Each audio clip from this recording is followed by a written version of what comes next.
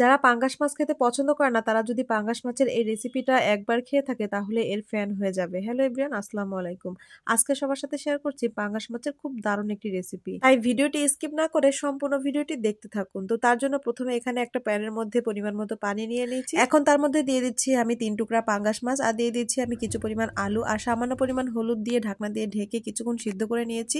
তো আমার এখানে সিদ্ধ করা হয়ে গেছে, এখন আমি তুলে নিচ্ছি আর আলুগুলাও তুলে নিচ্ছি। পাঙ্গাস মাছটা অনেকের কাছে অপছন্দের খাবার হলে যদি একটু সুন্দর করে রান্না করা যায় তাহলে কিন্তু খেতে অনেক বেশি মজা লাগে। তো এই তো মাছগুলা ঠান্ডা করে নিয়ে তারপর আমি একটা কাঁটা চামচ দিয়ে কাঁটাগুলা ছাড়িয়ে নিচ্ছি। যদিও পাঙ্গাস মাছে খুব একটা কাঁটা থাকে না, তারপর যা বড় বড় কাঁটা থাকে সেগুলো আমি ছাড়িয়ে নিচ্ছি এভাবে করে। পাঙ্গাস মাছের যে উপরে চামড়া থাকে সেই চামড়াটাও ফেলে দিব, দিয়ে তারপর খুব ভালোভাবে এই কাঁটাটাকে ছাড়িয়ে এইভাবে পাঙ্গাস মাছ রান্না করলে অনেক বেশি মজা লাগে আর সহজে কেউ বুঝতেও পারবে না এটা পাঙ্গাস মাছ দিয়ে রান্না করা। এই তো মাছগুলা কাঁটা ছাড়িয়ে নিয়ে এক সাইড করে রেখে দিয়েছি। এখন আলুগুলা ম্যাশ করে নিব, আর আলুগুলা একটু গরম থাকতে এভাবে করে ম্যাশ করে নিলে ভালো হয়। এখন সিদ্ধ করা মাছ এবং আলু একসাথে নিয়ে নিয়েছি, তারপরের মধ্যে অ্যাড করে দিয়েছি ধনেপাতা কুচি, আর দিয়ে দিচ্ছি এখানে আদা রসুন পেস্ট দিয়ে দিয়েছি হাফ চা চামচ করে। তারপর দিয়ে দিচ্ছি এখানে হলুদের গুঁড়া, মরিচের গুঁড়া আর হচ্ছে পরিমাণ মতো লবণ, আর এখানে এর মধ্যে অ্যাড করে দিয়েছি হাফ চা চামচ পরিমাণ জিরা গুঁড়া, আর দিয়েছি গরম মশলা গুঁড়া, আর এখানে দিয়েছি 1 চামচ পরিমাণ টমেটো সস। বাইন্ডিং এর জন্য দিয়ে দিয়েছি 1 চামচ পরিমাণ কর্নফ্লাওয়ার, আর হ্যাঁ এখানে একটা ডিম অবশ্যই অ্যাড করবেন, আমার এখানে স্কিপ হয়ে গেছে। সবগুলো উপকরণ একসঙ্গে মেখে নিয়ে তারপর এভাবে করে বলের আকারে ছোট ছোট করে তেলে ভেজে নিতে হবে। পাঙ্গাস মাছ কিন্তু অনেক সুস্বাদু একটি মাছ, যদি সুন্দর করে রান্না করা যায় তাহলে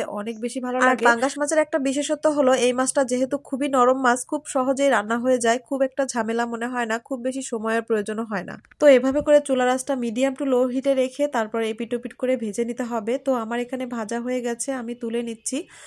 তো কোপ্তাগুলা ভাজার পরে সুন্দর একটা স্মেল আসছিল, চাইলে এটা বিকেলের নাস্তা হিসেবে যে কোনো সসের সাথে খাওয়া যেতে পারে। তো আমি যেহেতু কোপ্তাগুলা রান্না করব তার জন্য এখানে আমি কড়াইয়ে পরিমাণ মতো তেল দিয়ে দিয়েছি।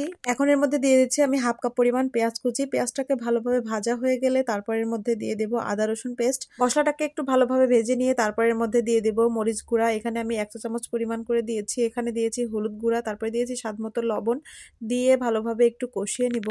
মশলাটা যখন কষানো হয়ে যাবে তখন এর মধ্যে পরিমাণ মতো পানি দিয়ে দিব, আর এখানে খুব বেশি পানি দেওয়ার প্রয়োজন হবে না, খুব অল্প পানি দিলেই হয়ে যাবে।